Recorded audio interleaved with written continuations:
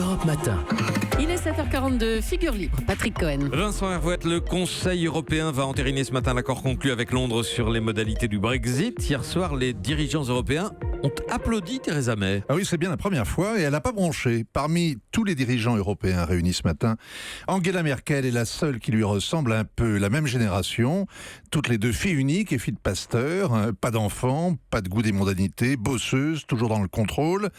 Prudente au point de paraître hésitante, libérale et conservatrice, mais comparée à Theresa, Angela est une frimeuse, un bout en train. L'anglaise est un sphinx. Et puis surtout, comparée à Theresa, Angela vit chez les bisounours. Ils la respectent. Ah bon, parce que les Britanniques ne respectent pas Theresa May ? Les Européens encore moins. Si on disait à Theresa « balance ton porc », elle n'aurait que l'embarras du choix. Y a-t-il aujourd'hui en Europe une femme d'État qui ait subi autant d'outrages ?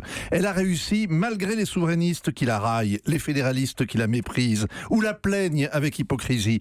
Hier, en voulant enfin être aimable, la Commission européenne a dit que l'accord avec Londres était un accord entre gentlemen. Très fair-play. Négocier un divorce n'est jamais une partie de plaisir. Avoir à divorcer du commissaire Barnier sans l'avoir jamais épousé, ça mérite le respect. Il réclamait 100 milliards d'euros pour solder le ménage. Il n'en aura pas la moitié, 40 à 45. L'air de rien, mais l'ancienne banquière s'est négociée aussi bien que Thatcher. Elle est aussi dure que Thatcher. Elle a été 6 ans ministre de l'Intérieur, plus longtemps que tous ses prédécesseurs depuis un siècle. Et c'est elle qui faisait tourner des camions avec l'affiche « Go Home » dans les quartiers d'immigrés où vivent des clandestins. Depuis l'échec des élections qui ont raboté sa majorité, ses rivaux du Parti conservateur conspirent pour la renverser. Elle résiste, stoïque.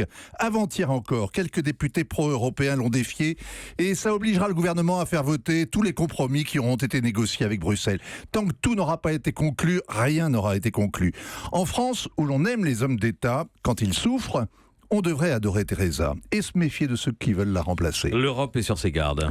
À ce Conseil, il y avait 2 sujets importants, 2 autres. La finance, elle oppose les pays du Nord et du Sud, et l'émigration, qui oppose l'Est et l'Ouest du continent. Impasse totale. En fait, depuis 2 ans, la seule chose sur laquelle les Européens sont unis, c'est pour punir les Britanniques. Les Anglais roulent à gauche. Ils font tout à l'envers, d'accord.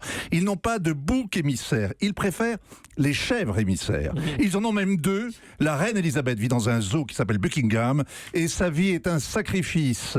Roule Britannia. Roulez, il faut rouler les airs pour le dire. Merci Vincent Hervouette. Convaincu, Axel de Tarlet, par cette réhabilitation de Theresa May. Je crois que le sujet, c'est pas Theresa May, c'est surtout que sa tâche... C'était le sujet ce matin. Là, oui, mais sa tâche relève de la mission impossible. Vous mettez n'importe qui gérer ce Brexit, c'est-à-dire détricoter 45 années d'accord avec l'Union européenne, repartir de zéro et tout rebâtir avec des snipers qui vous tirent dessus à Bruxelles et à Londres. Vous mettez n'importe qui, c'est une tâche qu'on ne peut pas accomplir à mon avis. L'impossible n'est pas européen.